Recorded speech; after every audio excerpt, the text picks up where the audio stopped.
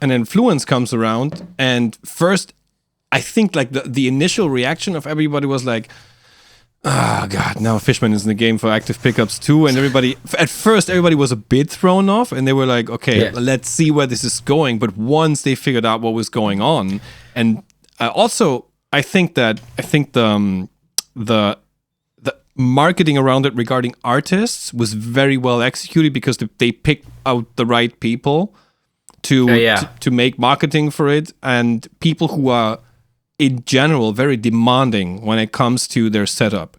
So it was just well done. And once people kind of catch the idea and understood what was going on, it really took off. And nowadays, I don't hear anybody talking about EMG anymore. To be honest, right? Like to me, so the difficulty there, I mean, it was so hard to overcome what EMG and then of course what Seymour Duncan with the blackouts, what they had done in the active pickup world, because in an active pickup, whether it's EMG or the Duncan blackouts, is essentially like two coils. They're kind of go into the preamp in parallel. They take one of each coil. They load them down to sort of destroy the resonance and the resonant peak of the coils.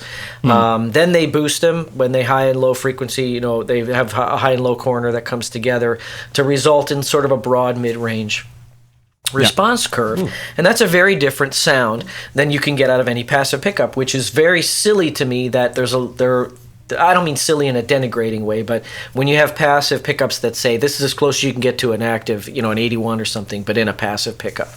The curves can't be duplicated, right? Like I said, an active pickup, the coil itself has a peak. They flatten the peak out, and then they boost it, and then, like I said, they come in with two corners to end up giving you basically a hill. A passive pickup, no matter what you do, is going to have a big spike, and then it's going to fall down really fast in the treble range above the peak, the resonant peak. So you lose a lot of highs after the resonant peak in a passive coil. And so the market thought that that's what an active pickup meant, and you could make marginal improvements on it, or move the needle a little bit here or there to change the tone, but that's what they assumed it was. The second thing they assumed it was a hard limiter, because the EMG preamp is a 1970s design running on 9 volts. People have expanded it with 18 and 27 volts, but essentially when you pick at what I would call an RMS level, you're already hitting the peak. You're already kind of hitting a brick wall limit inside of the preamp. That's not necessarily good nor bad. There are a lot of people who play off of it, and they've loved it, and that's why they loved the EMGs for years and still do to this day. But it's a thing that's undeniable. So with Fluence, we have to say, look, Fluence does a whole host of things. It does a big laundry, list of things that you can't get from another pickup, and because it does those things, it requires power to do it. Yeah. That's about where the similarities end between Fluence and what you'd call an active pickup. And that even includes the preamp style, even in a modern where we're sort of parking the frequency response where an active pickup like an 81 or an 85 would have been. We're not arriving at the destination in the same way. We're not using like flattening loads, and things like that.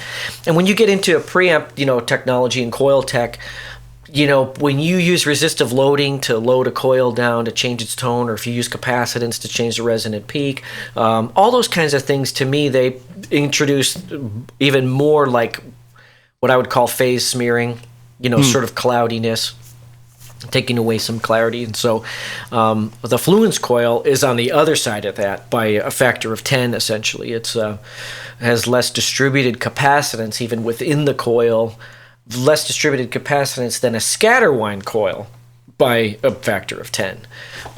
So all of the clarity is inherent in the design, and it's based on phase linearity and time alignment, stuff like that. So for all the audio engineering nerds out there, or in this group that we're talking to right now, it's like it's when you have a delay in the rise time of your treble versus your bass, your highs versus your mids or your lows. And that's why Fluence can maintain clarity under even high gain, is because all of the harmonic multiples that are being produced off all the distortion, they're all still within a time alignment. They're not getting, smeared or shifted to where the time misalignments produce more like comb filtering and things like that. So it's inherent. It's not. A lot of times people think of clarity and they go, "Oh, you mean 8 kilohertz?" No, it's not frequency based. It's integrity. It's in the integrity of the signal. Across the time constant. Let's call it.